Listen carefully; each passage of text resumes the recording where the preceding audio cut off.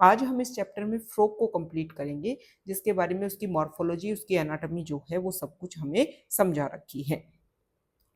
तो फ्रॉग को स्टार्ट करने से पहले मैं फ्रॉग की सारी बेसिक इन्फॉर्मेशन की, फ्रॉग का किंगडम क्या है, फाइलम क्या है, ये सारी बेसिक बात आपको एक साथ बता देती हूँ।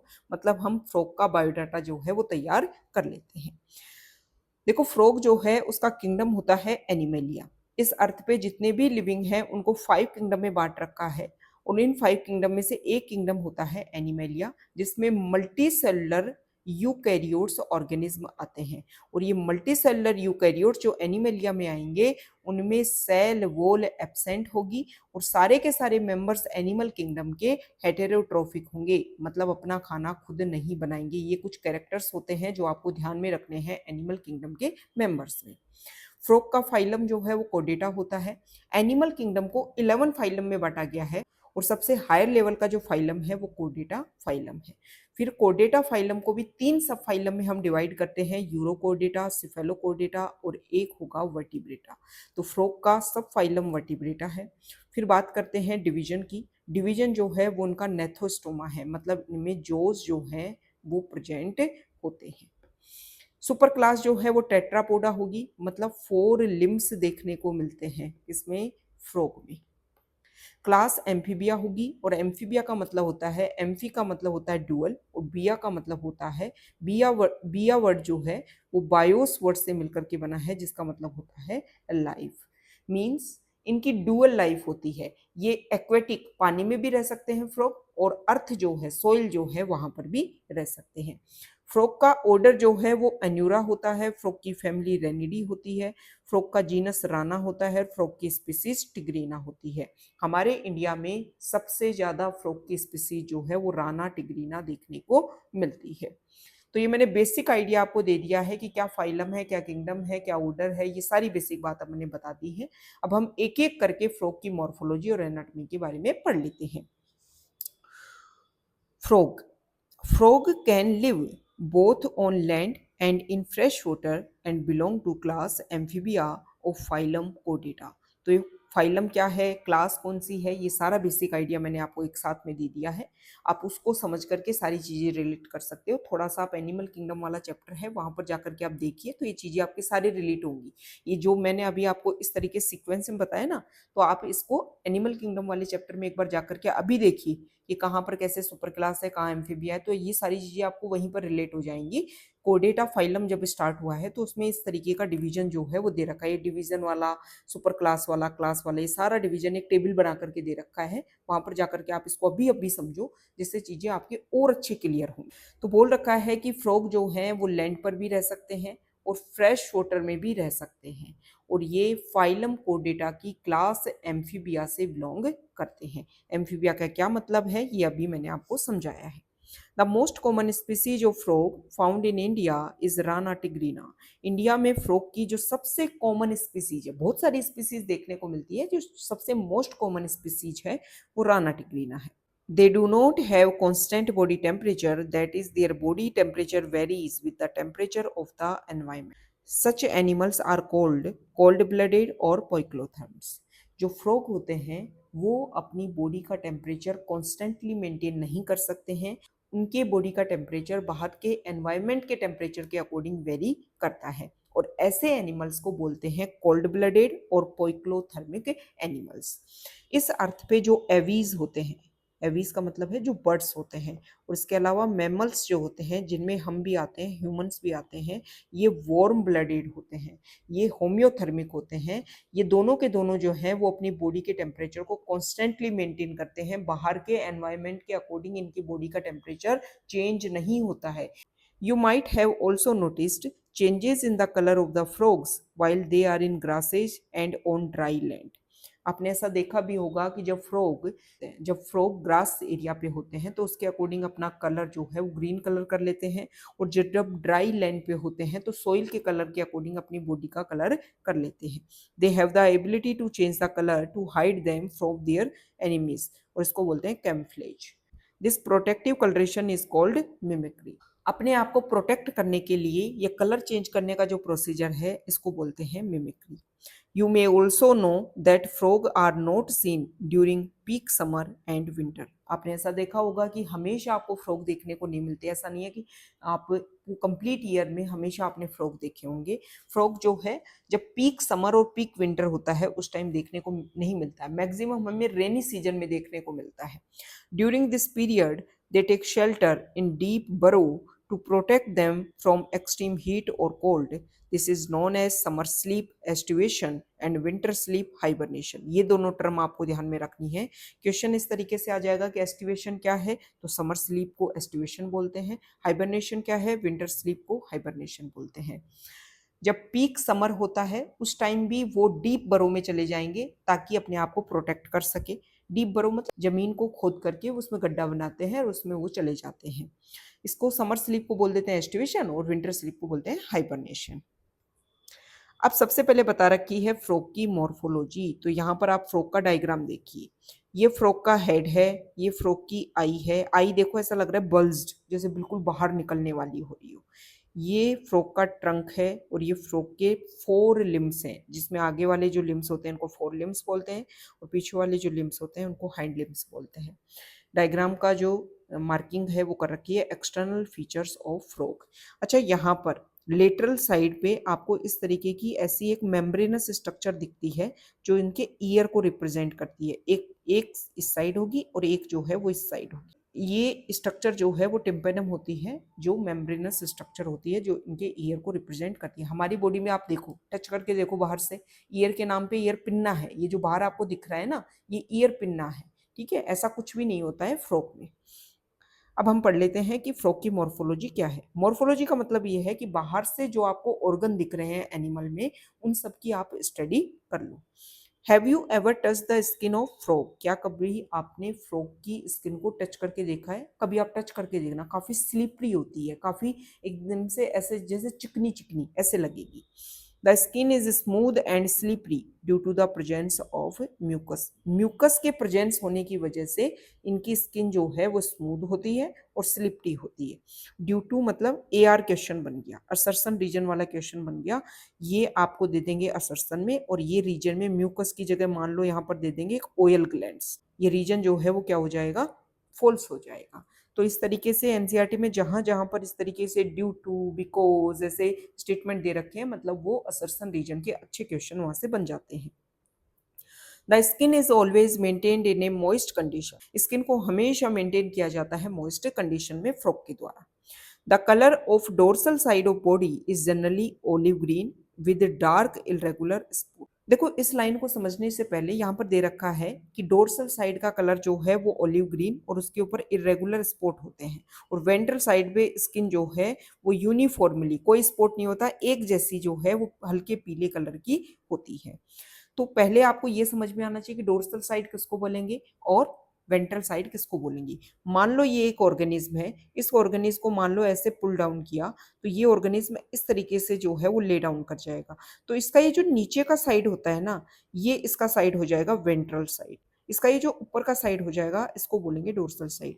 आप तो ऐसे मानो कि अपने आप को उल्टा लेट करके मानो, तो हमारा जो सामने, हमारा जो टमी वाला जो पार्ट है बॉडी का, वो हमारा वेंट्रल साइड है, और हमारा जो बैक साइड है जहां पर हमारी वर्टिब्रल कॉलम है, रीढ़ की हड्डी है, वो हमारा क्या है, डोर्सल साइड है। इस तरीके से खुद से रिलेट करके आप चीजों को याद कर सकते हो। The frog never drinks water but absorb it through the skin. Frog जो है वो कभी भी वाटर को नहीं पीते हैं, इंपॉर्टेंट लाइन है, बट लेकिन हमेशा अपनी स्किन से वाटर को एब्जॉर्ब करते हैं। Body of A frog is divisible into head and trunk. जो फ्रॉग की जो बॉडी होती है उसमें 2 पार्ट होते हैं, एक तो हेड होता है और एक ट्रंक होता है। A neck and tail are absent. Neck भी एब्सेंट होगी और टेल भी एब्सेंट होगी। देखो, नेक एब्सेंट होने का एक बेसिक रीजन ये हो सकता है कि फ्रॉग जो है वो लीप करते हैं, जंप करते हैं, कूदते हैं एक जगह, तो बॉडी का बैलेंस बनाने में दिक्कत हो सकती है, इसकी वजह से उनमें नेक एब्सेंट होती होगी। और जो टेल है, भले ही टेल जो है वो अडल्ट फ्रॉग में एब्सेंट होती है, लेकिन इसका जो लार्वा होता है जिसको हम टेडपोल बोलते हैं, उसमें टेल प्रेजेंट होती है। Eyes are bulged and covered by a nictitating membrane that protects them while in water. ये देखो आई देखो ऐसे लग रही है बल्ज्ड मतलब ऐसे उभरी हुई बाहर की तरफ निकली हुई और इन आईज के ऊपर एक पतली मेम्ब्रेनस स्ट्रक्चर इनको कवर कर लेती है जब ये वाटर में होते हैं जो इसकी आईज को कवर करने का काम करती है वाटर में प्रोटेक्शन देने का काम करती है और इसको बोलते हैं nictitating membrane. On either side of eyes, a membranous tympanum ear receives sound signals. ये जो मैंने आपको स्ट्रक्चर बताई कैसे लेटरल साइड पे मेम्ब्रेनस स्ट्रक्चर होती है जिसको टिम्पेनम बोलते हैं और वही इनके ईयर को रिप्रेजेंट करते हैं और यही टिम्पेनम जो है वो साउंड सिग्नल्स को रिसीव करती है. The four limbs and hind limbs help in swimming, walking, leaping and burrowing. देखो स्विमिंग का मतलब होता है तैरना, वॉकिंग का मतलब होता है चलना और लिपिंग का मतलब होता है कूदना, उछलना और बरोइंग का मतलब होता है खोदना. तो इन चारों कामों में इनके फोर लिम्स और हाइंड लिम्स जो हैं वो हेल्प करते हैं. तो यहाँ पर डायग्राम में आप देखिए कि फोर लिम्स तो कौन से वाले हैं, जो आगे वाले हैं वो तो फोर लिम्स बोलते हैं और जो पीछे वाले हैं उनको बोलते हैं हाइंड लिम्स. देखो फ्रॉग जो है वो टेट्रापोडा सुपर क्लास में आता है. टेट्रापोडा सुपर क्लास वो सुपर क्लास है जिसमें 2 पेयर लिम्स हो, 2 जोड़ी क्या हो, पाँव हो. हम मैमल्स जो हैं, ह्यूमन जो है मैमल्स में आता है और मैमल्स जो है वो भी टेट्रापोडा सुपर क्लास में आता है. हमारे में 2 लिम्स जो हैं वो हाथ की तरह बिहेव करते हैं जो फ्रीली है और 2 हमारे लेग्स की तरह बिहेव करते हैं जिनकी वजह से हम चलते हैं. तो ये जो फोर लिम्ब होता है ना इसमें 4 ही डिजिट होती है. देखो नॉर्मली अगर मैं ह्यूमन की बताऊं तो ह्यूमन के हाथ में इस तरीके से एक थंब होगा और फिर जो है वो 4 जो है वो क्या होती है, फिंगर्स होती हैं. तो इनका जो फोर लिम्ब होता है ना फ्रॉग का उसमें थंब जो है वो एब्सेंट होगा, 4 ही डिजिट जो हैं, 4 ही फिंगर्स जो हैं प्रेजेंट होगी. लेकिन जो हाइंड लिम्स होता है इसमें पांचों डिजिट जो हैं, इनमें पांचों डिजिट जो हैं वो प्रेजेंट होती हैं. ये डिफरेंस है दोनों में. एक डिफरेंस क्या होता है, फोर लिम्ब में जो है वो वेब नहीं होता लेकिन हाइंड लिम्स में जो इस तरीके की वेब लाइक स्ट्रक्चर होगी जो इसको स्विमिंग करने में हेल्प करता है. The hind limbs end in 5 digits and they are larger and muscular than four limbs that end in 4 digit. जो बात मैंने अभी समझाई कि फोर लिम्ब में 4 डिजिट होंगी, हाइंड लिम्स में 5 डिजिट होंगी. फोर लिम्ब के कंपैरिजन में हाइंड लिम्ब जो हैं वो ज़्यादा क्या होते हैं, मस्कुलर होते हैं जो इसको हेल्प करते हैं, किसको, फ्रॉग को. Feet have web digit that help in swimming. Frog के जो फीट होते हैं उनमें जाल होता है वो वेब्ड होते हैं जो उनकी स्विमिंग करने में हेल्प करते हैं. Frog exhibit sexual dimorphism. Sexual dimorphism का मतलब ये है कि अगर हम फ्रॉग को बाहर से देखें तो हम इजीली बता सकते हैं कौन सा तो मेल फ्रॉग है और कौन सा फीमेल फ्रॉग है. 2 तरीके हैं. मेल फ्रॉग जो होगा उसमें साउंड प्रोड्यूसिंग वोकल सैक होगी. जो आप टर्टर की आवाज़ सुनते हो ना फ्रॉग की, वो सिर्फ मेल कर सकता है, फीमेल नहीं कर सकती. तो ये एक वोकल सैक जो है, जो साउंड प्रोड्यूसिंग वोकल सैक है, वो सिर्फ मेल फ्रॉग में देखने को मिलते हैं. और दूसरा जो मेल फ्रॉग होता है उसमें जो फोर लिम्ब की जो फर्स्ट डिजिट होगी उसमें एक कोपुलेटरी पैड होता है, इस तरीके की पैड होता है जिसकी वजह से वो फीमेल फ्रॉग पर अच्छी ग्रिप बना पाता है ड्यूरिंग सेक्सुअल रिप्रोडक्शन. तो ये डिफरेंस होता है मेल फ्रॉग में और फीमेल फ्रॉग में. तो क्वेश्चन अगर ये आए कि मेल फ्रॉग और फीमेल फ्रॉग में क्या डिफरेंस है तो आप इजीली बता सकते हो. Frog exhibit sexual dimorphism. Male frog can be distinguished by the presence of sound-producing vocal sac and also a copulatory ploid on the first digit of the forelimb, which are absent in a female frog. Female frog में ये absent होंगे, sound producing vocal sac भी और four limb के जो first digit है उसमें copulatory pad भी, और मेल फ्रॉग में ये प्रेजेंट होंगे. तो ये हमने मॉर्फोलॉजी देख ली है फ्रॉग. एनाटॉमी. एनाटॉमी का मतलब ये होता है कि अगर आप इंटरनल लेवल पर जाकर के किसी की स्टडी करो, the body cavity of frog accommodate different organ system such as digestive, circulatory, respiratory, nervous, excretory and reproductive system with well developed structure and functions. देखो फ्रॉग की जो बॉडी कैविटी है उसमें बहुत सारे ऑर्गन सिस्टम, अभी मैंने आपको स्टार्टिंग में बताया कि ऑर्गन सिस्टम जो है वो सिर्फ और सिर्फ एनिमल्स में देखने को मिलता है. एनिमल्स में अगर मैं बताऊं तो बेटा एनिमल किंगडम को 11 फाइलम में हम डिवाइड करते हैं. 11 फाइलम में भी ऐसा नहीं है कि फर्स्ट फाइलम से ही ऑर्गन सिस्टम डेवलप हो गया था. फर्स्ट फाइलम का नेम आता है पोरीफेरा. इसमें सिर्फ और सिर्फ सेल्स एक जगह इकट्ठी होकर के मल्टी सेलुलर स्ट्रक्चर बनाती हैं. उसके बाद में धीरे धीरे टिश्यू डेवलप होता है, फिर जो है वो ऑर्गन डेवलप होते हैं. ऑर्गन सिस्टम जो है वो सबसे पहले अगर मैं बात करूँ तो एस्केलमेंथिस से ये कहानी स्टार्ट हुई थी। एस्केलमेंथिस फाइलम है, वहां से कहानी स्टार्ट होती है सबसे पहले ऑर्गन सिस्टम की। तो फ्रॉग में जो ऑर्गन सिस्टम है अलग अलग टाइप के और अच्छे से वेल डेवलप्ड है, जिसमें digestive, circulatory, respiratory, nervous, excretory and reproductive system आता है। एक एक सिस्टम के बारे में बता दूं तो डाइजेस्टिव सिस्टम हेल्प करेगा कि जो फूड ये खाएगा उस फूड को डाइजेस्ट करने में। सर्कुलेटरी सिस्टम में ब्लड वाला सिस्टम आएगा कि जो भी फूड डाइजेस्ट हुआ है, जो भी बॉडी में वेस्टेज है, उनको तो पकड़ करके हर सेल के पास से एक्सक्रीटरी पार्ट्स या अदर अदर जो सिस्टम है उनके पास लेकर के जाना और डाइजेस्टेड फूड को। सर्कुलेटरी सिस्टम का ये काम है कि जो फूड डाइजेस्ट हुआ है उसको एब्जॉर्ब करके बॉडी की हर सेल के पास पहुंचाना और सेल में जो भी वेस्टेज बन रहा है उसको पकड़ करके हर अलग अलग ऑर्गन के पास में पहुंचाना। रेस्पिरेटरी सिस्टम मतलब बॉडी में ऑक्सीजन को पहुंचाना और जो CO2 बनी है उसको बॉडी से बाहर निकालना। इसमें कौन सा सिस्टम कैसे काम करेगा वो इसमें आएगा। नर्वस सिस्टम मतलब कि जो न्यूरल टिश्यू है, स्टार्टिंग मैंने बताया था कि एनिमल में 4 टाइप के टिश्यू होते हैं और टिश्यू मिलकर के ही ऑर्गन सिस्टम बनाते हैं। तो नर्वस में आ जाएगा कि न्यूरॉन्स जो हैं वो किस तरीके से काम करते हैं, किस तरीके से इंफॉर्मेशन को पहुंचाते हैं। एक्सक्रीटरी मतलब बॉडी में जो नाइट्रोजनस वेस्ट बन रहा है उसको कैसे निकाला जाता है उसके बारे में। और रिप्रोडक्टिव सिस्टम मतलब रिप्रोडक्शन वाले प्रोसीजर जो है, कौन से ऑर्गन्स, क्या क्या ऑर्गन्स इसमें प्रेजेंट होते हैं। लेकिन ये सारे के सारे सिस्टम जो हैं वो वेल डेवलप्ड हैं, ये आपको ध्यान में रखना है। The digestive system consist of alimentary canal and digestive gland. Digestive system में एक तो एलिमेंट्री कैनाल होगी, ऐसे मान लो एक तो एलिमेंट्री कैनाल, और एक उसको सपोर्ट करने के लिए जगह जगह पर क्या होंगी, डाइजेस्टिव ग्लैंड होंगी। The alimentary canal is short because frogs are carnivorous and hence the length of intestine is reduced. अभी लाइन क्यों समझाई गई है, देखो ये बोला गया है कि फ्रॉग जो है वो कार्निवोरस होते हैं। कार्निवोरस का मतलब ये है कि फ्रॉग जो है वो किसी अदर एनिमल को खाएंगे, प्लांट जो है उसको नहीं खाते हैं। देखो प्लांट जो होते हैं ना, उनमें जो सेल होती है उस सेल में सेल वॉल प्रेजेंट होगी और सेल वॉल जो है वो सेल्यूलोज की बनी होती है और सेल्यूलोज को डाइजेस्ट करना काफी ज्यादा टफ होता है। तो वो ऑर्गेनिज्म में, वो लिविंग जो प्लांट्स को खाते हैं उनमें इंटेस्टाइन वाला रीजन जो है वो काफी लॉन्ग होता है क्योंकि सेल्यूलोज को डाइजेस्ट करना काफी ज्यादा टफ होता है। तो फ्रॉग जो है वो कार्निवोरस है और एक अदर एनिमल को डाइजेस्ट करना काफी ज्यादा इजी है क्योंकि एनिमल की जो सेल होती है उनमें सेल वॉल एब्सेंट होती है, जिसकी वजह से जब ये कार्निवोरस है, फूड को डाइजेस्ट करना इजी है, तो इंटेस्टिनल वाला रीजन जो है वो शॉर्ट होगा। रीजन मैंने आपको बता दिया है।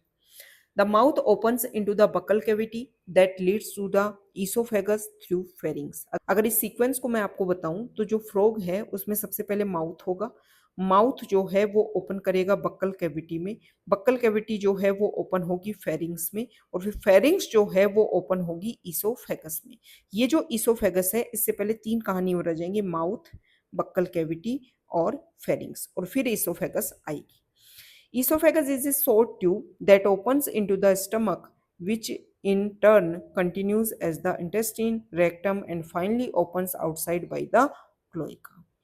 बोला गया है कि ये ईसोफेगस जो है वो एक छोटी सी ट्यूब है जो ईसोफेगस के बाद में क्या आएगा, स्टमक आएगा। स्टमक जो है वो रेगुलर रहेगा किसमें, इंटेस्टाइन वाले रीजन में। इंटेस्टाइन जो है वो लास्ट में रेक्टम में आएगा और रेक्टम जो है वो ओपन होगा किसमें, क्लोएका में। देखो ये जो फ्रॉग होता है इसकी बॉडी में अगर मैं ओपनिंग्स की बात करूं जहां से वेस्टेज निकलना है वो एक ही ओपनिंग है और उसी ओपनिंग में इनका फीकल मैटर आकर के रखा जाएगा, इन्हीं का जो यूरिन है वो रखा जाएगा, इनकी बॉडी में जो गैमेट्स बन रहे हैं वो आकर के रखे जाएंगे और इन सब की जब बॉडी से बाहर पासिंग आउट होंगे सब, तो एक ही ओपनिंग से जो है वो बाहर निकलेंगी। ये जो स्ट्रक्चर जहां पर ये आकर के सब कुछ रखे जाएंगे इसको बोलते हैं क्लोएका और क्लोएका की वो ओपनिंग जिसके थ्रू बॉडी से सारी चीजें बाहर निकलेंगी उसको बोलते हैं क्लोइकल अपर्चर। इस डायग्राम के थ्रू आप चीजों को समझ सकते हैं। अब देखो यहां पर देखिए,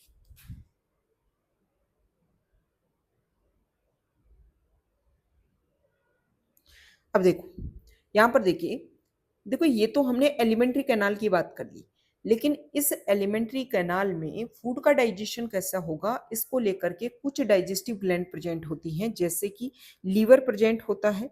और लीवर जो है वो बाइल जूस का सिक्रेशन करेगा, जो बाइल एक्स्ट्रा में बनेगा वो गोल ब्लैडर में स्टोर होगा। इसके अलावा इनकी बॉडी में जो है वो पेनक्रियाज देखने को मिलता है, और पेनक्रियाज जो है वहां से और जो लीवर है उससे जो भी सिक्रेशन होगा वो एक कॉमन बाइल डक्ट के थ्रू जो है वो इंटेस्टिनल वाले रीजन में आकर के एडअप होंगे और डाइजेस्ट करने में हेल्प करेंगे। बाइल जो है जो लीवर से निकलता है वो फैट के डाइजेशन में हेल्प करेगा, और पेनक्रियास से जो चीजें निकलेगी वो हेल्प करेंगी कार्बोहाइड्रेट और प्रोटीन। हमने कुछ भी कहानी जो है वो नहीं पढ़ी कहाँ पर, माउथ में डाइजेशन को लेकर के फ्रॉग में। देखो फ्रॉग में सलाइवरी ग्लैंड एब्सेंट होती है, तो ये मैंने बेसिक आइडिया आपको दे दिया है। नेक्स्ट हम पढ़ते हैं कि liver secrete bile that is stored in gall bladder. ये मैंने आपको बता दिया कि ये लीवर है और ये सीक्रेट करेगा बाइल जूस, और जो बाइल जूस है वो स्टोर होगा गॉल ब्लैडर में। Pancreas a digestive gland produces pancreatic juice containing digestive enzymes. Pancreas एक डाइजेस्टिव ग्लैंड है जिससे डाइजेस्टिव एंजाइम सीक्रेट होते हैं पेनक्रियाटिक जूस, और ये डाइजेशन में हेल्प करेंगी। Food is captured by the bilobed tongue. Frog की जो टंग होती है वो अपनी जैसी नहीं होती ऐसी, फ्रॉग की जो टंग होगी वो ऐसी होगी, दो लोब प्रेजेंट होते, एक लोब ये और एक लोब ये। Digestion of food takes place by the action of hydrochloric acid and gastric juices secreted from the walls of the stomach. Food का सबसे पहले जो डाइजेशन होगा वो स्टमक में होगा, और स्टमक की वॉल जो है वो कुछ जूसेज का सिक्रेशन करेगी, जैसे कि hydrochloric acid and some gastric juices, और ये फूड के डाइजेशन में हेल्प करेंगी। अब यहाँ पे फूड का जो हल्का फुल्का डाइजेशन हुआ स्टमक में, वो उस पार्शली डाइजेस्टेड फूड को बोलते हैं crime. Partially digested food called chyme is passed from stomach to the first part of the small intestine. Small intestine के first part में फिर फूड को भेजा जाएगा, जो फूड हल्का फुल्का डाइजेस्ट हुआ है किसमें, स्टमक में। तो स्मॉल इंटेस्टाइन का जो फर्स्ट पार्ट है उसको बोलते हैं duodenum. The duodenum receives bile, जिस पार्ट में सबसे पहले फूड जाएगा स्टमक से निकल करके, वहीं पर जूस आएंगे कहाँ से, लीवर से सिक्रेट होने वाला बाइल और पेनक्रियास से सिक्रेट होने वाला pancreatic juice. The duodenum receives bile from gall bladder and pancreatic juices from the pancreas through a common bile duct. एक कॉमन जो है वो डक्ट के थ्रू ये सारा जूस जो है वो आएगा कहाँ पे, ड्यूडेनम में, जो स्मॉल इंटेस्टाइन का फर्स्ट पार्ट है। क्या क्या आएगा, एक तो बाइल जूस आएगा और एक पेनक्रियाटिक जूस आएगा, और दोनों की एक ही ओपनिंग होगी। बाइल जो है वो हेल्प करेगा फैट को इमल्सिफिकेशन करने में। इमल्सिफिकेशन का मतलब करना होता है कि जो बड़ी सी यूनिट है फैट की उसको छोटे छोटे पार्टिकल्स में तोड़ दे। Bile emulsifies fat and pancreatic juices digest carbohydrates and proteins. Bile जो है जो लीवर से सिक्रीट हो रहा है और गोल ब्लैडर में स्टोर हो रहा है वो फैट को इमल्सिफिकेशन करने में हेल्प करेगा, और पेनक्रियाटिक जूस जो है वो कार्बोहाइड्रेट और प्रोटीन को डाइजेस्ट करने में हेल्प करता है। Final digestion take place in the intestine. फिर लास्ट में जो फूड का कंप्लीट डाइजेशन जो है वो इंटेस्टिन में होता है। Digested food is absorbed by the numerous finger like folds in the inner wall of intestine called villi and microvilli. एक बात ध्यान में रखनी है कि ऐसी स्ट्रक्चर जो है जैसे अपने में भी होती है, हमारा जो स्मॉल इंटेस्टाइन वाला पार्ट है, जब फूड का कंप्लीट डाइजेशन होता है तो फूड डाइजेस्टेड फूड के एब्जॉर्प्शन के लिए इंटेस्टाइन वाले रीजन में ऐसी स्ट्रक्चर होती है जिनको विलाई या फिर माइक्रोविलाई बोलते हैं, और ऐसी ही स्ट्रक्चर किसमें प्रेजेंट है, जो फ्रॉग है उसके भी स्मॉल इंटेस्टाइन में प्रेजेंट है। इन स्ट्रक्चर को या तो विलाई बोल देते हैं या फिर माइक्रोविलाई बोल देते हैं। एक बात ध्यान में रखनी है कि ऐसी स्ट्रक्चर जो है वो सिर्फ एनिमल सेल में ही देखने को मिलती है, प्लांट सेल में देखने को नहीं मिलती है। The undigested solid waste moves into the rectum and passes out through cloaca. जो अनडाइजेस्टेड सॉलिड वेस्ट है वो रेक्टम में आ जाता है और फिर क्लोएका के थ्रू जो है वो बॉडी से बाहर निकल जाता है। अब तक हमने फ्रॉग का जो डाइजेस्टिव सिस्टम है उसको कंप्लीट कर लिया है। अब हम बात कर लेते हैं कि फ्रॉग में रेस्पिरेशन कैसे होता है, फ्रॉग जो है वो ब्रीदिंग कैसे करता है, O2 बॉडी के अंदर कैसे लेगा, और जो CO2 बॉडी में बन रहा है उसको बॉडी से कैसे बाहर निकालेगा।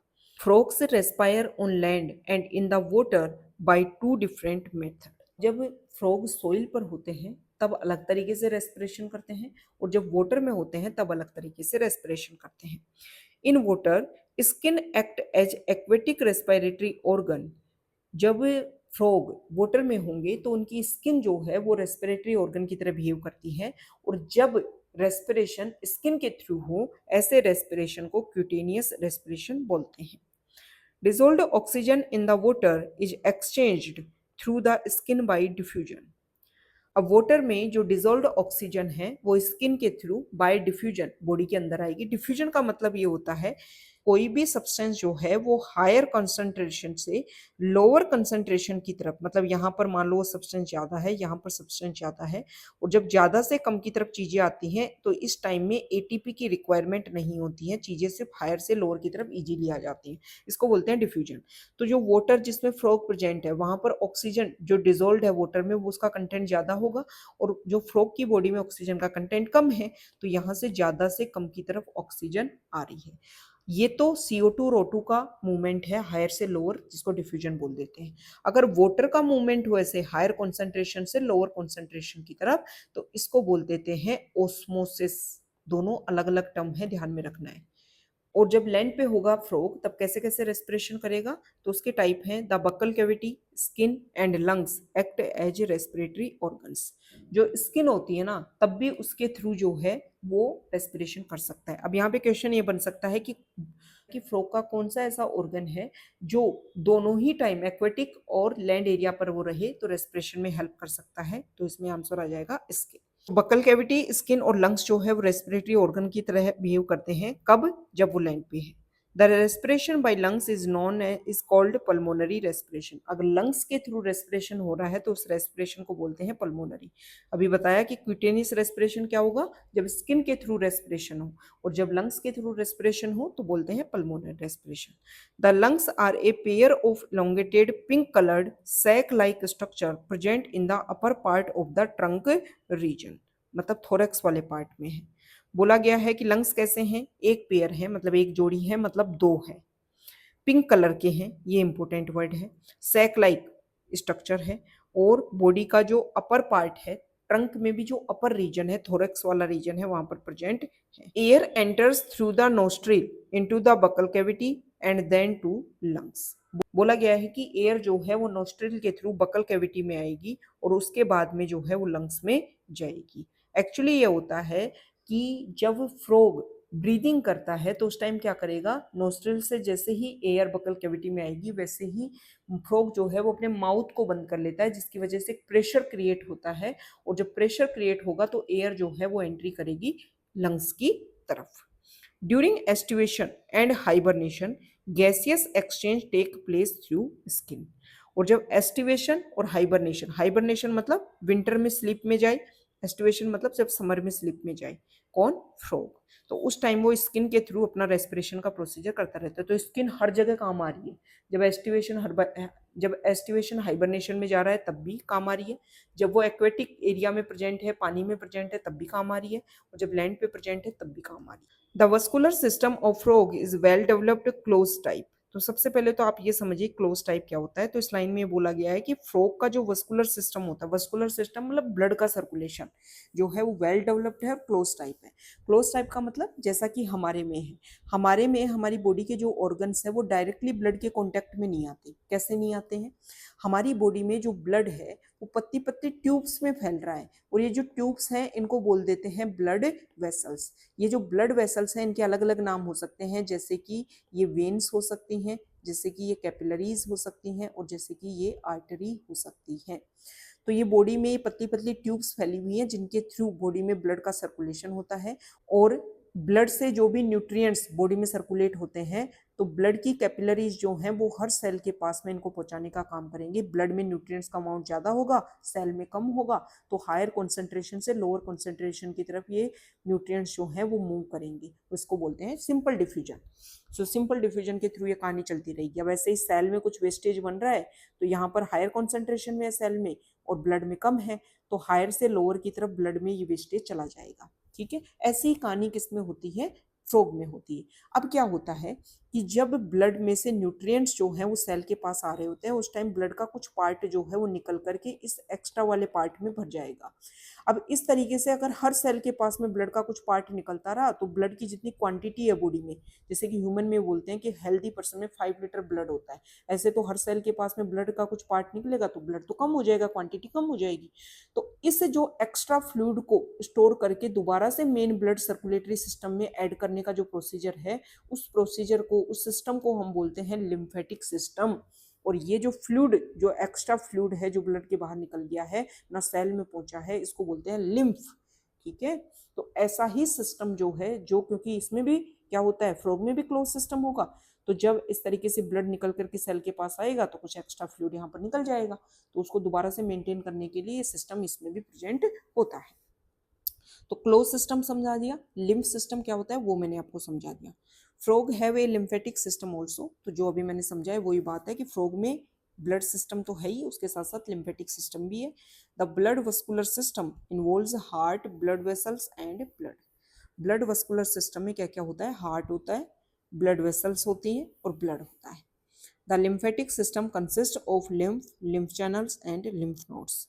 और लिम्फेटिक सिस्टम में लिम्फ होता है, लिम्फ चैनल्स होते हैं और lymph node. Heart is a muscular structure, frog का जो हार्ट होता है वो मस्कुलर स्ट्रक्चर है, situated in the upper part of the body cavity. Body cavity के अपर पार्ट में, जैसे कि अभी हमने देखा कौन कौन लोकेटेड है, लंग्स लोकेटेड है फ्रॉग में, वो भी बॉडी कैविटी के अपर पार्ट में, थोरैक्स के अपर पार्ट में लोकेटेड है। It has 3 chambers. फ्रॉग का जो हार्ट होता है वो 3 चैम्बर का बना होता है, बल्कि ह्यूमन में जो हार्ट है वो 4 चैम्बर्ड होता है। सबसे पहले मैं आपको फ्रॉग के जो हार्ट की स्ट्रक्चर है वो समझा देती हूँ। फ्रॉग में हार्ट जो है वो 3 चैम्बर्ड होता है, जिसमें 2 एट्रिया होते हैं और 1 वेंट्रिकल होता है। अगर मैं ह्यूमन हार्ट से कंपेरिजन करूँ तो ह्यूमन हार्ट में 4 चैम्बर होते हैं, 2 एट्रिया और 2 वेंट्रिकल। तो ये राइट एट्रिया होगा, लेफ्ट एट्रिया होगा और ये वेंट्रिकल हो जाएगा। अगर हम बात करें तो इनकी हार्ट में 2 एक्स्ट्रा चैम्बर होते हैं जो ह्यूमन में प्रेजेंट नहीं होते हैं। एक तो इनमें एक्स्ट्रा चैम्बर होगा जिसमें कंप्लीट बॉडी का डीऑक्सीजनेटेड ब्लड आकर के पहले फिल होगा, और ये वेन्स जो हैं वो ब्लड लेकर के जो आ रही हैं डीऑक्सीजनेटेड ब्लड, वो पहले अपना ब्लड यहाँ पर डंप करेंगी और फिर ये ब्लड जो है वो राइट एट्रियम में एंट्री करेगा। फिर यहाँ से ब्लड जो है वो वेंट्रिकल में जाएगा। अब जब वेंट्रिकल से ब्लड बाहर निकलना है तो भी एक सैक लाइक स्ट्रक्चर होती है जिसको बोल देते हैं कोनस आर्टीरियोसिस। ये टर्म आपको ध्यान में रखनी है। और ये जो एक्स्ट्रा चैम्बर है ना जिसमें डीऑक्सीजनेटेड ब्लड आकर के फिल हो रहा है, इसको बोल देते हैं साइनस विनोसस। ऐसे चैम्बर ह्यूमन में नहीं देखने को मिलते हैं। सेम ऐसे ही ऑक्सीजनेटेड ब्लड लंग्स से जब आएगा तो वो लेफ्ट एट्रियम में आएगा और फिर कहाँ पे मिक्स हो जाएगा, वेंट्रिकल में। तो मतलब इनकी बॉडी में जो ब्लड है वो मिक्स होकर के बाहर निकलता है, ऑक्सीजनेटेड ब्लड भी और डीऑक्सीजनेटेड ब्लड भी, क्योंकि इनमें ब्लड में से ऑक्सीजन को मिक्स करना, और CO2 को बाहर निकालने के बहुत सारे तरीके हैं। जैसे कि इनकी बॉडी में स्किन के थ्रू जो है भी रेस्पिरेशन देखने को मिलता है, तो स्किन के थ्रू भी O2 इनकी बॉडी में आ सकती है और CO2 बाहर निकल सकती है। तो ये हमने इनके हार्ट की स्ट्रक्चर को समझा है, ऐसा हार्ट होता है फ्रॉग में। आपको थोड़ा सा बेसिक आइडिया मैंने दे दिया है ताकि चीजें आपके समझ में आए। It has 3 chambers, 2 atria and 1 ventricle and is covered by a membrane called pericardium. Heart जो है वो एक मेम्ब्रेन से कवर होगा जिसको पेरिकार्डियम बोलेंगे। A triangular structure called sinus venosus joins the right atrium. It receives blood through the major veins called vena cava. The ventricle opens into a sac-like structure, conus arteriosus, on the ventral side of the heart के आगे की side जो है वो क्या present होगा, conus आर्टीरियोसस। ये conus आर्टीरियोसस से तो वेंट्रिकल जुड़ा हुआ है और साइनस विनोसस से जो है वो राइट एट्रियम जुड़ा हुआ है। The blood from the heart is carried to all parts of the body by the arteries, arterial system. ठीक है, जो हार्ट से ब्लड जो है वो सम कंप्लीट बॉडी के पास जो पहुंचेगा, कंप्लीट सेल्स के पास पहुंचेगा, तो वो आर्टरीज के थ्रू पहुंचेगा, इसको बोलते हैं arterial system. The veins collect blood from different parts of the body to the heart and form the venous system. Veins जो हैं वो हर सेल से जो डीऑक्सीजनेटेड ब्लड है उसको कैरी करेंगी और हार्ट की तरफ लेकर के जाएंगी, इसको बोल देते हैं venous system. Special venous connection between liver and intestine as well as kidney and the lower parts of the body are present in a frog. बोला गया है कि डीऑक्सीजनेटेड ब्लड या फिर वो ब्लड जिसमें न्यूट्रिएंट्स की कमी है ऑक्सीजन की कमी है और अदर वेस्टेज ज़्यादा हैं, तो हर पार्ट से ऐसा सिस्टम डेवलप हो रखा है कि वहाँ से जो भी वेस्टेज जनरेट हो रहा है उसको ब्लड जो है वो लेकर के आ पाए। Special venous sorry the former is called hepatic portal system and the latter is called renal portal system. किसके लिए बोला गया है? लीवर से जो कनेक्टिविटी है, लीवर से जो ब्लड का सर्कुलेशन करने का जो प्रोसीजर है उसको तो बोलते हैं हेपेटिक पोर्टल सिस्टम, और किडनी से जो कनेक्शन कर रखा है उसको बोलते हैं renal portal system. The blood is composed of plasma and cells. मतलब जैसे हमारे में भी जो ब्लड में लिक्विड पार्ट होता है उसको हम प्लाज्मा बोल देते हैं, और उसमें जो सेल्स प्रेजेंट होती हैं, ऐसा ही किसमें होता है? फ्रॉग में होता है। ब्लड सेल्स आर आरबीसी और इरिथ्रोसाइट, डब्ल्यूबीसी और ल्यूकोसाइट एंड प्लेटलेट्स। आरबीसी को इरिथ्रोसाइट बोलते हैं, डब्ल्यूबीसी को व्हाइट ब्लड सेल ल्यूकोसाइट बोलते हैं, आरबीसी को रेड ब्लड सेल भी बोलते हैं, और प्लेटलेट्स मतलब अपने में जो सेल्स होती है ना वो भी किसमें, वो भी वैसी किसमें होती है? फ्रॉग में होती है। RBC are nucleated. ह्यूमन में जो मैच्योर आरबीसी होती हैं वो ई न्यूक्लिएटेड, मतलब उसमें न्यूक्लियस एब्सेंट होता है, लेकिन इनकी आरबीसी में न्यूक्लियस होगा। And contain red coloured pigment called haemoglobin. तो हमारा जैसा ब्लड होता है वैसा ही किसका होता है? रेड कलर का फ्रॉग का होता है। The lymph is different from blood. Lymph different ही होगा क्योंकि मैंने आपको समझाया कि लिम्फ क्या है, यहाँ से जो ब्लड में से कुछ चीजें निकल करके, कुछ पार्ट निकल करके यहाँ आ जाए, तो कलरफुल नहीं होगा, कुछ प्रोटीन्स नहीं होंगे, ऐसी चीजें जो है देखने को मिलती है।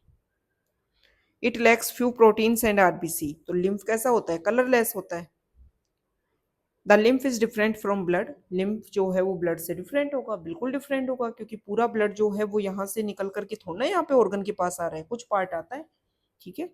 और लिम्फ जो है वो कलरलेस होता है, इसमें आरबीसी नहीं होती है क्योंकि the blood carries nutrients, gases and water to the respective site during the circulation. Blood में क्या क्या होगा? न्यूट्रिएंट्स होंगे, गैसेज होगा, वाटर होगा, जो हर ऑर्गन के पास उसको पहुंचाना है, और ऑर्गन में जो भी वेस्टेज बना है उसको पकड़ करके लेकर के आना है। The circulation of blood is achieved by the pumping action of the muscular heart. Blood का ये जो सर्कुलेशन फ्रॉग की बॉडी में देखने को मिल रहा है, ये उनका हार्ट जो पंप करता है उसकी वजह से देखने को मिल रहा है। अब हम बात करेंगे फ्रॉग के एक्सक्रीटरी सिस्टम की। तो फर्स्ट लाइन है, the elimination of nitrogenous waste is carried out by a well developed excretory system. जिस तरीके से हमने जब एनाटॉमी की शुरुआत की तभी हमने फर्स्ट लाइन में देखा था कि जो फ्रॉग होता है उसमें वेल डेवलप्ड सिस्टम देखने को मिलते हैं, तो उसी लाइन को प्रूव करती हुई लाइन है कि फ्रॉग में जो एक्सक्रीटरी सिस्टम है वो भी वेल डेवलप्ड है, और उस एक्सक्रीटरी सिस्टम के थ्रू इसमें नाइट्रोजनस वेस्ट जो है उसका एलिमिनेशन होता है। The excretory system consists of a pair of kidney, ureter, cloaca and urinary bladder. Excretory system में क्या क्या होता है? वन पेयर किडनी मीन्स दो किडनी, दो यूरेटर, एक क्लोइका और एक यूरिनरी ब्लैडर। ये आपको ध्यान में रखना है। These are compact, dark red and bean-like structures situated a little posteriorly in the body cavity on both sides of vertebral column. बोला गया है कि ये किडनी जो है वो डार्क रेड कलर की होती है और बीन लाइक स्ट्रक्चर होती है, और बॉडी कैविटी में वर्टिब्रल कॉलम की पीछे जो बैकबोन है ना उसके दोनों साइड में थोड़ा सा बॉडी कैविटी में पीछे के साइड लोकेटेड होती है। Each kidney is composed of several structural and functional unit called uriniferous tubules और nephrons। जैसा कि हमारी किडनी में भी, ह्यूमन की किडनी में भी स्ट्रक्चरल और फंक्शनल यूनिट क्या है? उसके नेफ्रॉन है। वैसे ही यहाँ पर भी नेफ्रॉन प्रेजेंट होते हैं, और बहुत सारे नेफ्रॉन प्रेजेंट होते हैं दोनों किडनी में, और इन्हीं नेफ्रॉन का दूसरा नाम होता है uriniferous tubules. Two ureters emerge from the kidney in the male frog. Male frog में दो यूरेटर जो हैं वो किडनी से इमर्ज होकर के बाहर आते हैं। The ureters act as urinogenital duct which opens into the cloaca. और जो मेल फ्रॉग होता है ना उसमें यूरेटर को यूरिनोजेनाइटल डक्ट के नाम से भी जानते हैं। मैं यहाँ पर आपको डायग्राम के थ्रू समझाती हूँ। ये मेल जो फ्रॉग है उसका डायग्राम है। ये जो स्ट्रक्चर है ये किडनी है। यहाँ पर अगर मैं बात करूँ तो ये टेस्टिस है, और ये जो टेस्टिस होता है वो इस तरीके से बाइंड होता है और अटैच होता है किडनी के अपर वाले पार्ट से। और यहाँ पर ये जो टेस्टिस है इससे 10 से 12 वासा इफ्रेंशिया निकलती हैं, और ये वासा इफ्रेंशिया जो है वो एंटर करती हैं किडनी के अंदर। किडनी के अंदर एंटर करके बिडर्स कैनाल में ओपन होंगी, और फिर बिडर कैनाल जो है वो यूरेटर में जाकर के मर्ज होगा, और फिर दोनों जो स्ट्रक्चर है भाई। टेस्टिस से क्या बनेगा, मेल गैमेट बनेगा, और जो किडनी है उसमें क्या बनेगा, यूरिन बनेगा। मतलब दोनों का एक्सक्रीशन जो है वो किडनी से फिर यूरिनोजेनाइटल डक्ट के थ्रू होगा। मतलब एक ही डक्ट के थ्रू गैमेट जाएंगे और एक ही डक्ट के थ्रू जो है वो यूरिन जाएगा। इसलिए इस यूरेटर को क्या बोल देते हैं, यूरिनोजेनाइटल डक्ट बोल। एक ऐसी डक्ट जिसमें यूरिन और गैमेट्स दोनों देखने को मिलते हैं। ऐसा सिर्फ मेल फ्रॉग में देखने को मिलता है, फीमेल फ्रॉग में ऐसा कुछ नहीं होगा। यहाँ पर डायग्राम देखिए, फीमेल फ्रॉग में जो किडनी होती है उससे यूरेटर बाहर निकलते हैं, वन पेयर। और ये यूरेटर जो है उनमें यूरिन जो है वो आता है किडनी से और फिर एंटर करता है किसमें, क्लोएका में। लेकिन अगर हम बात करें तो यहाँ पर आपको ओवरी दिख रही होगी, ये जो स्ट्रक्चर है ये ओवरी है। वैसे देखने में ऐसा लग रहा है कि जैसे किडनी से अटैच है, लेकिन ये किडनी से अटैच नहीं है, किडनी से सेपरेट है यहाँ पर ओवरी। और ओवरी से जो ओवा निकलेंगे उनको कलेक्ट करने के लिए ओविडक्ट होती है और इसकी सेपरेट ओपनिंग होती है यहाँ पर क्लोएका में। इस तरीके से कहानी होती है फीमेल फ्रॉग में। और मेल फ्रॉग में यूरिन और गैमेट एक ही डक्ट से, और फीमेल फ्रॉग में ऐसा नहीं होता है, वहां पर सेपरेटली डक्ट होती है, दोनों अलग अलग, यूरिन के लिए भी और फीमेल गैमेट के लिए भी। तो ये बातें मैंने आपको समझा दी है। अब आपकी ये चीजें, ये पिक्चर जो है वो और अच्छे से क्लियर होगी। तो यूरेटर जो है उसको यूरिनोजेनाइटल डक्ट बोलते हैं, जो क्लोएका में ओपन होता है। ये बात बोली जा रही है सिर्फ मेल फ्रॉग के लिए। In females the ureter and oviduct open separately in the cloaca. Female frog में फीमेल फ्रॉग में यूरेटर और ओविडक्ट जो है वो सेपरेटली क्लोएका में ओपनली होते हैं। क्लोएका के बारे में मैंने बता ही दिया कि एक मीडियम चैम्बर होता है जिसमें बॉडी की सारी ओपनिंग्स आकर के इसमें खुलती हैं, और फिर एक कॉमन ओपनिंग के थ्रू जो है ये बॉडी का सारा वेस्टेज या गैमेट जो भी है वो इस ओपनिंग के थ्रू बॉडी से बाहर निकलेंगे, और इस ओपनिंग को बोलते हैं cloacal aperture. The thin-walled urinary bladder is present ventral to the rectum, which also opens in the cloaca. अब आप इस डायग्राम को देखोगे तो यहाँ पर ये जो यूरिनोजेनाइटल डक्ट है वो क्लोएका में ओपन हो रहे हैं, ओके। और ये जो है वो यूरिनरी ब्लैडर है। अब आपके मन में क्वेश्चन आ रहा होगा कि जब यहाँ से यूरिन आ रहा है तो यूरिन आकर यहाँ पर स्टोर क्यों हो रहा है। देखो, जो फ्रॉग है उसमें वाटर के बैलेंस बनाने के लिए यूरिन जो है वो यहाँ पर स्टोर होता है, ताकि अगर बॉडी में वाटर की कमी हो तो यहाँ से दोबारा से वाटर को रीअब्सॉर्ब किया जा सके। इसलिए यूरिनरी ब्लैडर जो है वो यहाँ पर प्रेजेंट होता है। तो एक यूरिनरी ब्लैडर होता है जो रेक्टम के वेंट्रल साइड पे होगा और क्लोएका में ओपन होगा। The frog excrete urea and this is a ureotelic animal. Frog जो है वो यूरिया एक्सक्रीट करता है और इसको यूरियोटेलिक एनिमल बोलते हैं। Excretory waste are carried by blood into the kidney where it is separated and excreted. अब ये जो नाइट्रोजनस वेस्ट है, कौन सा, यूरिया, ये किडनी तक लाया जाता है ब्लड के थ्रू। फिर ब्लड में से इसको फिल्टर कर लिया जाता है किडनी से, और बचे हुए ब्लड को वापस भेज दिया जाता है बॉडी में और सर्कुलेशन के लिए हार्ट के पास में, ठीक है। और फिर ये जो नाइट्रोजनस वेस्ट है इसको किडनी जो है वो यूरिन के थ्रू पास आउट करती है। The system for control and coordination is highly evolved in the frog. Body को कंट्रोल करने के दो तरीके होते हैं, एक तो नर्वस सिस्टम होता है और दूसरा होता है किसी केमिकल के थ्रू। वो केमिकल जो बॉडी के अदर अदर ऑर्गन्स को, उनकी जो एक्टिविटीज़ है उनको कंट्रोल करें, तो उन केमिकल्स को बोल देते हैं हॉर्मोन्स। और ये हॉर्मोन्स जो हैं वो अलग अलग एंडोक्राइन ग्लैंड से एक्सक्रीट आउट होते हैं। एंडोक्राइन ग्लैंड किसको बोलते हैं ये भी मैं आपको समझाऊंगी। The system for control and coordination is highly evolved in frog. तो वही सेम लाइन जो हमने स्टार्टिंग में पढ़ी थी कि फ्रॉग में सारे के सारे सिस्टम जो हैं वो अच्छे से डेवलप्ड है। तो यही बात यहाँ पर बोली गई है कि कंट्रोल एंड कोऑर्डिनेशन सिस्टम भी फ्रॉग में काफ़ी अच्छा डेवलप है। It includes both neural system and endocrine glands. दोनों की दोनों चीज़ें इसमें इंक्लूड हैं कि जो न्यूरल सिस्टम, न्यूरॉन के थ्रू इंफॉर्मेशन जाएगी वो भी, और जो एंडोक्राइन ग्लैंड्स है वो सिक्रीट करेंगी हॉर्मोन्स, उनके थ्रू भी। The chemical coordination of various organs of the body is achieved by hormones which are secreted by endocrine glands. तो ये केमिकल कोऑर्डिनेशन जो हो रहा है वो हार्मोन के थ्रू हो रहा है, और हार्मोन को सिक्रेट कर रही हैं बहुत सारी अलग अलग endocrine gland. The prominent endocrine gland found in frog are pituitary, thyroid, parathyroid, thymus, pineal body, pancreatic islets, adrenal and gonads. वो ही ग्लैंड जो हैं जो लगभग ह्यूमन में देखने को मिलती हैं।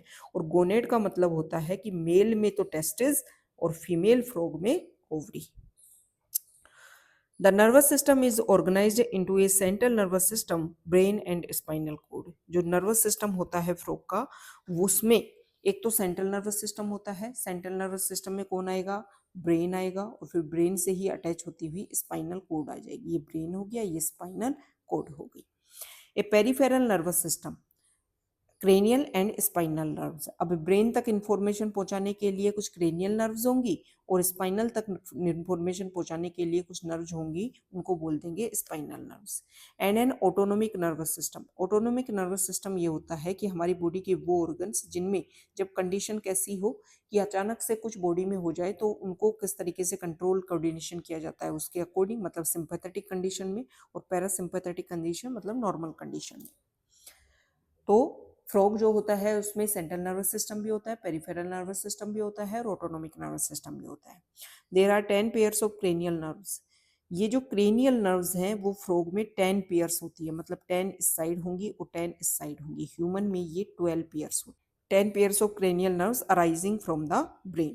Brain is enclosed in a bony structure called brain box cranium. Brain जो है वो एक बोनी स्ट्रक्चर में एनक्लोज होता है, और इस बोनी स्ट्रक्चर को ब्रेन बॉक्स या फिर क्रेनियम के नाम से जानते हैं। ब्रेन जो है वो 3 पार्ट में डिवाइड होता है, फोकस ह्यूमन की तरह ही, फोर ब्रेन, मिड ब्रेन और hind brain. Brain is divided into 3 parts, fore brain, mid brain and hind brain. Fore brain includes olfactory lobes, paired cerebral hemispheres and unpaired diencephalon। तो जो fore brain होता है उसमें olfactory lobe होंगे, paired cerebral hemisphere होंगे, और unpaired एंसेफेलॉन होंगे। ये जो वर्ड है ना, ये फोर ब्रेन के पार्ट है। The midbrain is characterised by a pair of optic lobes. एक पेयर जो है वो ऑप्टिक लोब होते हैं मिड ब्रेन में। Hindbrain consist of cerebellum and medulla oblongata. Hindbrain में जो है वो सेरेबेलम होगा, मेडुला ओब्लोंगेटा होगा। ह्यूमन के हाइंड ब्रेन की अगर हम बात करें तो उसमें 3 पार्ट होते हैं, पोन्स, सेरेबेलम और medulla oblongata. Medulla oblongata passes out through the foramen magnum and continues into spinal cord which is enclosed in the vertebral column।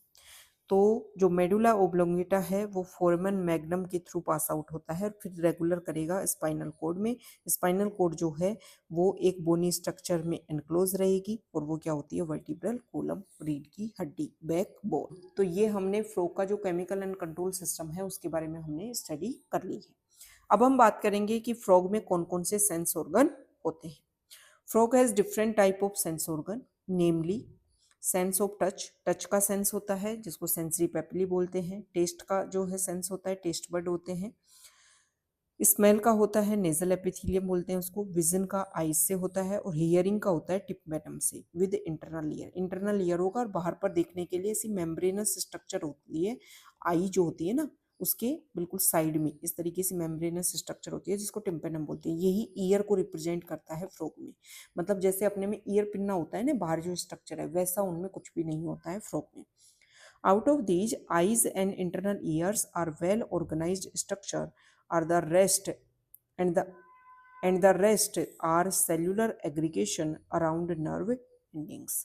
बोला गया है कि ये जो भी सेंस ऑर्गन है, आईज, इंटरनल ईयर्स, ये वेल ऑर्गेनाइज्ड स्ट्रक्चर है, और बची हुई जो है वहाँ पर क्या होती है? इंफॉर्मेशन इकट्ठी करने के लिए नर्व एंडिंग्स इकट्ठी हुई रहती है। Eyes in a frog are a pair of spherical structures situated in the orbit in a skull. These are simple eyes possessing only one unit। Eyes के नाम पे बल्ज आई होती हैं जो बाहर निकली रहती हैं, और एक पेयर होती है। एक्सटर्नल ईयर इज एब्सेंट, बाहर का जो कान है ईयर पिन्ना एब्सेंट होता है। Only tympanum can be seen externally, बाहर से आप इस मेम्ब्रेनस स्ट्रक्चर को देख सकते हो। The ear is an organ of hearing as well as balancing. Body को बैलेंस करने का काम करता है। बॉडी को बैलेंस करने का काम जो है वो आप ऐसे मानो कि ईयर में इंटरनल पार्ट, और साथ ही साथ में ब्रेन का जो सेरेबेलम वाला पार्ट है, ब्रेन जो है वो मिलजुल करके बॉडी में बैलेंस बनाने का काम करता है। अब हम बात कर लेते हैं रिप्रोडक्टिव सिस्टम की। तो सबसे पहले तो मैं आपको यहाँ पर डायग्राम दिखा देती हूँ जो मैंने आपको स्टार्टिंग में भी समझाए थे, कि जो मेल फ्रॉग है उसमें टेस्टिस जो हैं वो किडनी से अटैच होते हैं अपर पार्ट पे, और फिर जो टेस्टिस हैं उनसे वासा फ्रेंशिया निकलती हैं 10 to 12 पेयर इस तरीके की। ये जो वासा फ्रेंशिया है वो एंट्री करेंगी किडनी में और ओपन होंगी बिडर्स कैनाल में। फिर बिडर कैनाल जो है वो ओपन होगी किसमें बिडर कैनाल और किडनी की जो ओपनिंग है वो मिलकर के बनाएंगे यूरिनोजेनाइटल डक्ट और फिर ये ओपन हो जाएगी किसमें क्लोएका में और फिर क्लोएकल अपर्चर के थ्रू गैमेट्स जो हैं वो बॉडी से बाहर निकलेंगे। फीमेल की अगर हम बात करें तो फीमेल में लग ऐसा रहा है कि ओवरी जो है वो किडनी के कांटेक्ट में है पर बिल्कुल सेपरेट है। किडनी का अलग अपना काम है। किडनी से देखो यूरिन का फॉर्मेशन होगा, यूरेटर निकल रहे हैं और आकर के क्लोएका में ओपन हो रहे हैं। यहाँ पर ये जो ओवरी है इससे ओवा बनेंगे मतलब फीमेल गैमेट बनेगा। इसको कलेक्ट करने के लिए ओविडक्ट है अलग से जो है वो डक्ट प्रेजेंट है और फिर ये डक्ट जो है वो गैमेट को ला करके कहाँ रख देगी, क्लोएका में रख देगी। तो ये मेल और फीमेल जो है वो रिप्रोडक्टिव सिस्टम का डायग्राम हमने देख लिया। Frogs have well organised male and female reproductive system. Male में भी और फीमेल में भी वेल ऑर्गेनाइज्ड रिप्रोडक्टिव सिस्टम होता है। Male reproductive organs consist of a pair of yellowish ovoid testes which are found adhered to the upper part of kidneys by a double fold of peritoneum called mesochium। तो यहाँ पर बोला गया है कि mail वाला जो टेस्टिस होता है वो किडनी के अपर पार्ट में लोकेटेड है और अटैच है किडनी से। कैसे अटैच है, इस तरीके से डबल फोल्ड होती है, एक लेयर होती है जिसको बोलते हैं, यहाँ दे रखा है देखो, पेरिटोनियम। और जब ये डबल फोल्ड हो करके अटैच करने में हेल्प करती है तो उसको बोल देंगे mesorchium. Vasa efferentia are 10 to 12 in number that arise from testis. Testis से 10 से 12 में पतली पतली ट्यूब्स निकलती हैं और इनको बोलते हैं vasa efferentia. They enter the kidney on their side and opens into Bidder's canal. तो ये जो वासा फ्रेंशिया है 10 to 12, एक टेस्टिस से 10 to 12 वासा फ्रेंशिया निकलेंगी और फिर ये निकल करके किसमें, किडनी में एंटर कर जाएंगी और किडनी में फिर ये ओपन होंगी ये वासा फ्रेंशिया बिडर्स कैनाल में। Finally it communicates with the urinogenital duct that come out of the kidney and opens into the cloaca. इसके बाद में यूरिनोजेनाइटल डक्ट के थ्रू जो है ये कम्युनिकेट करेंगी जो किडनी से बाहर आएगा और फिर क्लोएका में ओपन होगा। The cloaca is a small medium chamber that is used to pass faecal matter, urine and sperms to the exterior. तो क्लोएका जो है वो एक छोटा सा मीडियम चैम्बर है जिसका यूज किया जाता है फीकल मैटर को, यूरिन को और स्पर्म्स को बॉडी से बाहर निकालने के लिए। मतलब स्पर्म यहाँ पर मेल गैमेट की बात कर रही है, फीमेल गैमेट जो है उसको निकालने के लिए भी क्या चाहिए, क्लोएका चाहिए। The female reproductive organ include a pair of ovaries. Female reproductive में क्या क्या होगा, एक पेयर ऑफ ओवरीज होगी। Ovaries are situated near kidneys and there is no functional connection with kidney. Kidney के पास है ओवरी लेकिन किडनी से कोई फंक्शनल कनेक्शन नहीं है। A pair of oviduct arising from the ovaries opens into the cloaca separately। दोनों ovary के पास में अपना अपना ओविडक्ट है जो ओवा जो है उनको कलेक्ट करेंगे और फिर क्लोएका में उसको लेकर के आएंगे। ए मैच्योर फीमेल कैन ले 2500 to 3000 ओवा एट ए टाइम। एक बार में एक फीमेल फ्रॉग जो है वो 2500 से 3000 ओवा जो है उनको ले डाउन कर सकती है। फर्टिलाइजेशन एक्सटर्नल होगा। फर्टिलाइजेशन मतलब मेल फ्रॉग से स्पर्म निकलेगा और फीमेल फ्रॉग से एग निकलेगा, दोनों वाटर में रिलीज होंगे और वाटर में फिर इनके बीच में फर्टिलाइजेशन होगा और जाइगोट का फॉर्मेशन होगा। Takes place in water, water में एक्सटर्नल फर्टिलाइजेशन होगा। Development involves a larval stage called tadpole. इसमें लार्वल स्टेज होगी जिसको बोलते हैं टेडपोल। और ये जो अडल्ट फ्रॉग होता है ना उसमें टेल एब्सेंट होती है, लेकिन ये जो टेडपोल होता है इसमें टेल प्रेजेंट होती है। Tadpole undergoes metamorphosis to form the adult. देखो लार्वा से अडल्ट बनने के बीच में जो जो स्टेप होते हैं उन सब को मिलाकर के बोल देते हैं मेटामॉर्फोसिस। तो टेडपोल लार्वा हो गया और अडल्ट फ्रॉग बनने के बीच में जो जो स्टेप होंगे उनको मिलाकर के बोल दिया मेटामॉर्फोसिस, कि टेडपोल जो है वो मेटामॉर्फोसिस के थ्रू अडल्ट में कन्वर्ट होगा।